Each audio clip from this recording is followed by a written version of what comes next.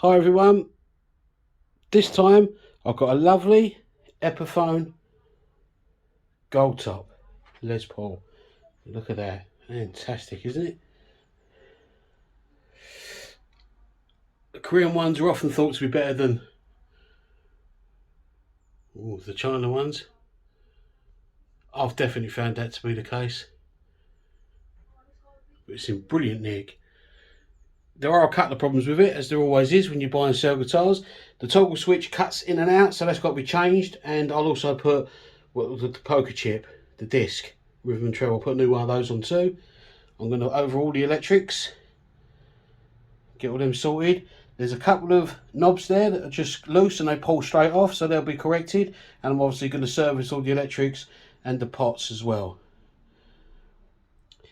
Bit of a pain with these, because it's Korean. The scratch plates you have to buy for them now have to be cut to fit, which is fine, I don't mind doing that.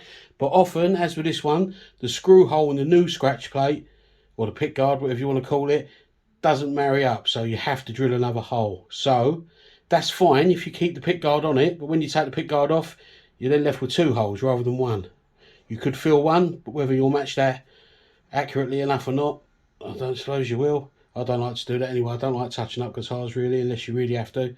So what I'll do is I'll give the buyer, when I sell it, the choice that I'll either fit this for them before I send it, or they can just have it separate and fit it if they feel like it. Most people, especially with the gold tops, prefer them not to be on anyway. I know I don't like pick guards on my Les Pauls, but everyone's different. But I will include one, as you'll see. This has got some marks to it, minor marks, nothing terrible. But 15 odd years old, it's bound to have. Might even be older than that. I've not even checked the serial number yet, but I will.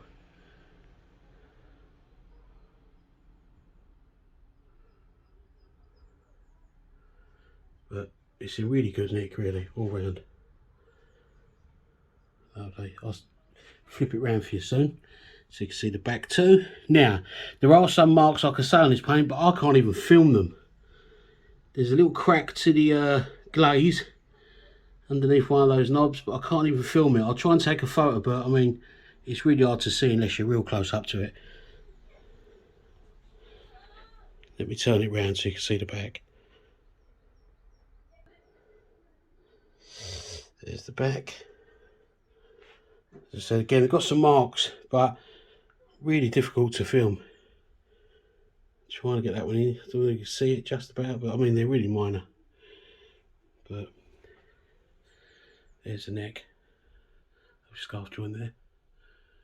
Made in Korea. Needs a good clean, especially these tuners. And there's the Korean Samik factory. But like I say, fantastic guitar. Cut the jobs to do on it. Service it all, so it all goes out lovely. And this will be another one up for sale. And we'll be sound testing this one as well. Supposedly it's had a new string change and a setup. So if it's alright and not broke, I won't be fixing it. But I'll check all the electrics and everything else. And then check the setup myself, the intonation, etc. And I shall be doing little videos, especially changing that toggle switch over, and let you know.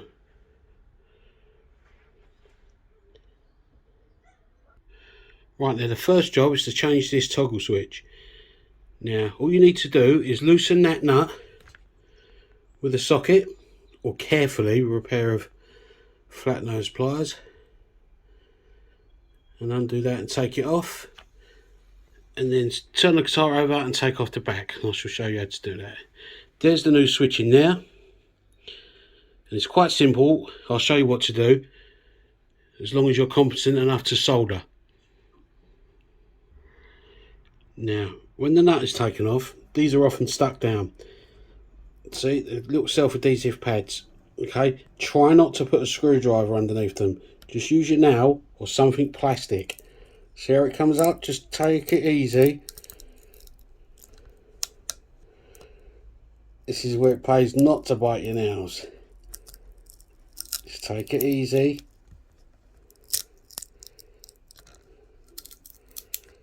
Switch hands.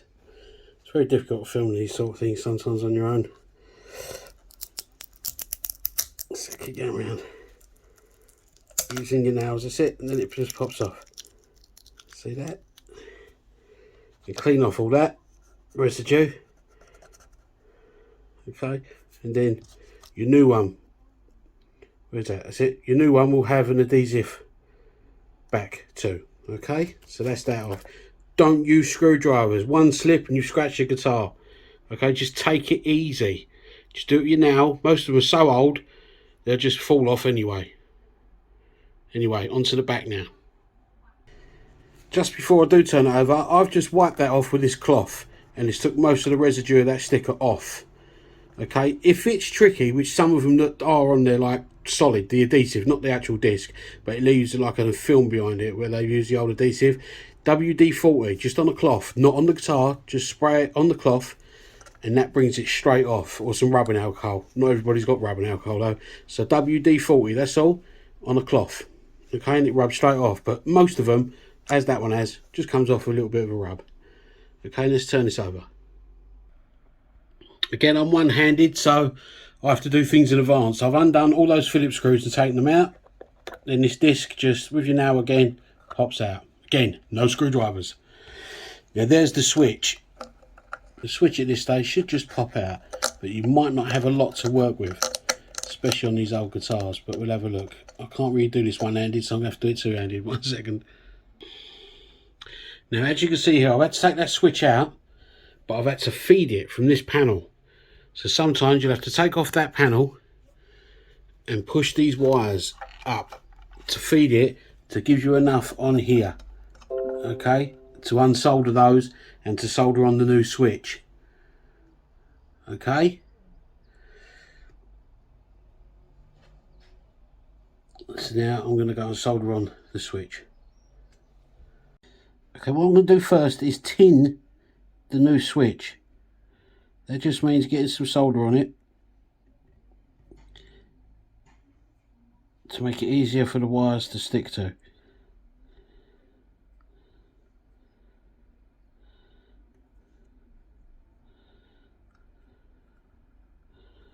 Like I say, only do this if you're confident with your soldering, because it's trickier than you think. Get good tin on them.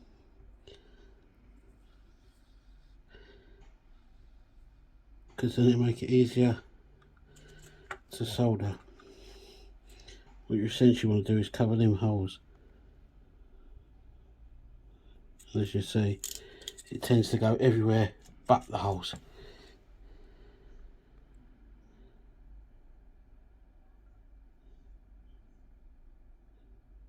There you go.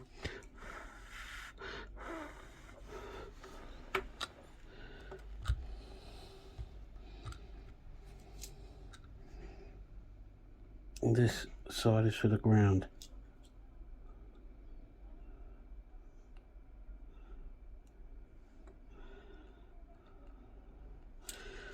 For the ground wires to go.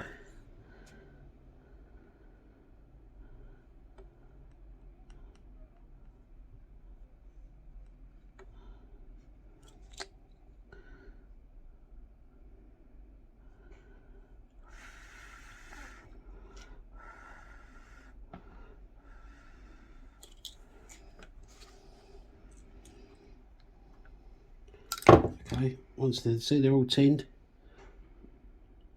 ready for the wires to go on. That one needs to be tinned on the inside there, really.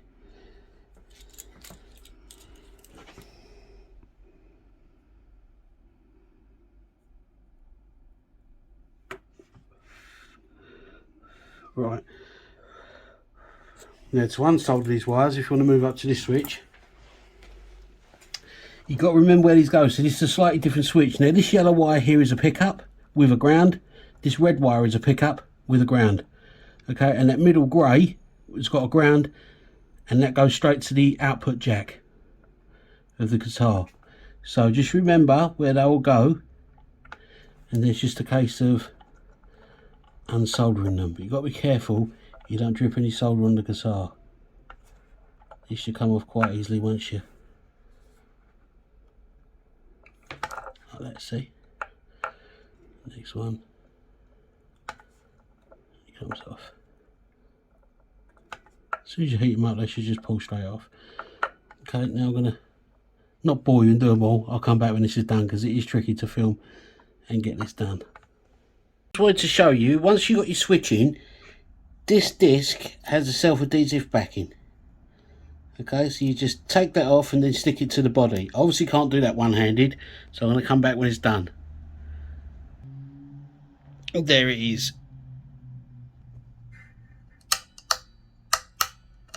All done. Looks much better.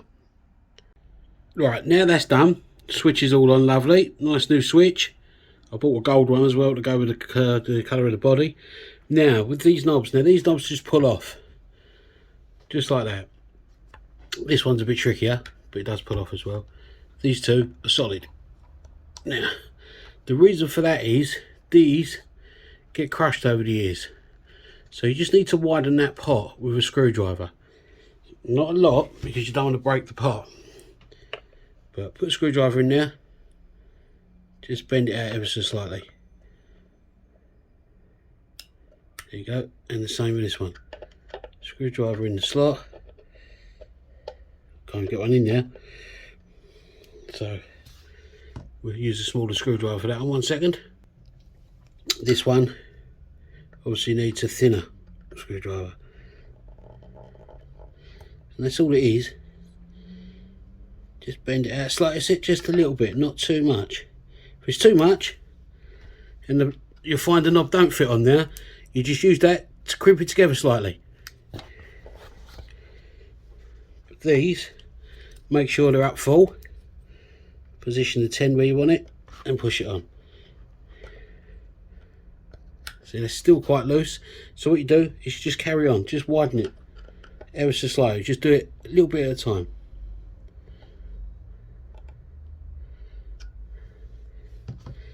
Try the knob again, get the 10 in the right position.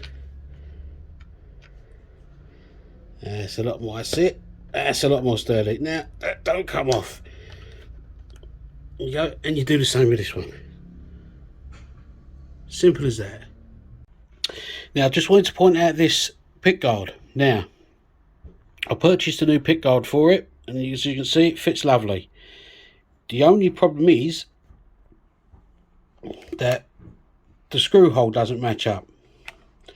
So, to fit this, you would need to drill another hole, just a little hole for the screw to go in, then your pick guard will be fine. But like I say, most people don't really like them on, so I'm going to give the buyer the option. It's all cut ready and I'll include it, but if they want me to fit it before I send it, I will. If not, I'll just send it separate and they can fit it whenever they feel like it. I think that's the best thing, rather than drilling holes in guitars. But as I said, once you drill that hole, you wouldn't notice the other one. It covers completely. But as I said, once you take the pick guard off, if you ever changed your mind, you'd then have 2 holes. So I think that's the best option.